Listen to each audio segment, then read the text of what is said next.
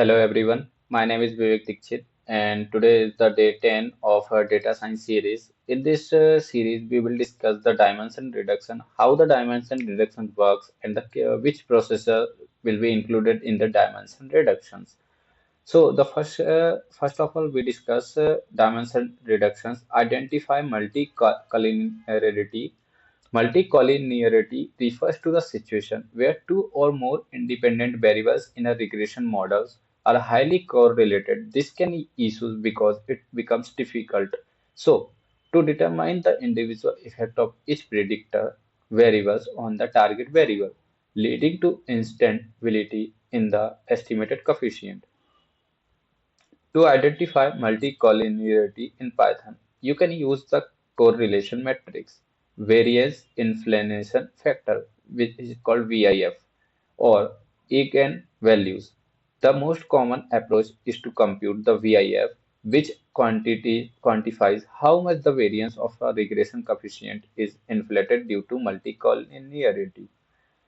The variance inflation factor is a main factor of VIF, which is included in the regression, which is included in the dimension reductions.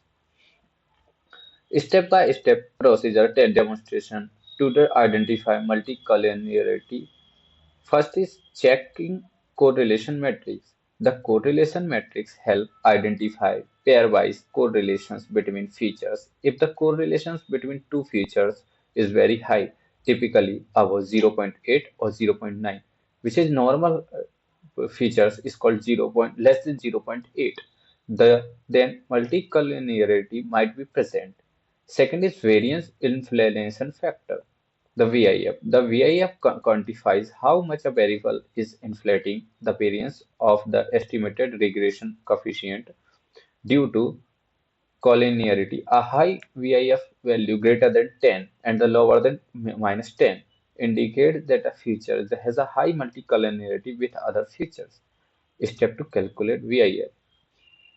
The step is first of all for each feature calculate the VIF by regressing it on other features. Second, if the VIF is above a threshold, commonly 10, multicollinearity is considered problematic.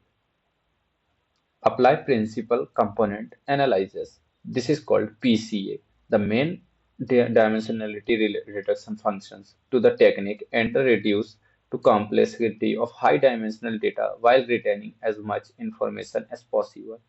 It does this by transforming the data into a new set of variables called principal component which are orthogonal, uncorrelated, and ordered in such a way that the first few components retain most of the variance in the data.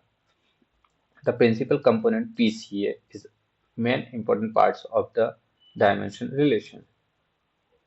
The step is loading the data set. We use the load slash iris in double inverted comma function from sklearn dataset to a load a sample to a dataset. Standardization. PCA requires the data to be standardized, so we use standard scaler to scale the features. PCA transformations. We use PCA to reduce the data to principal component. Various explained. The explain variance ratio attributes so how much the variance each principal component explains. Visualization. The scatter plots visualize the first two principal component colored target class.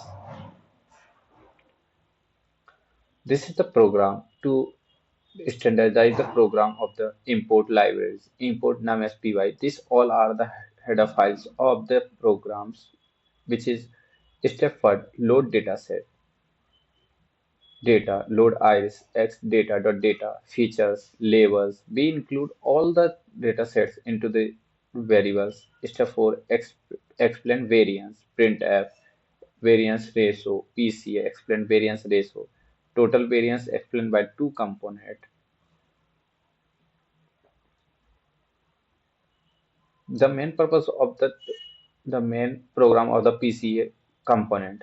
In this component, dimension reduction provide helpful to the step-by-step demonstration to identify multicollinearity functions.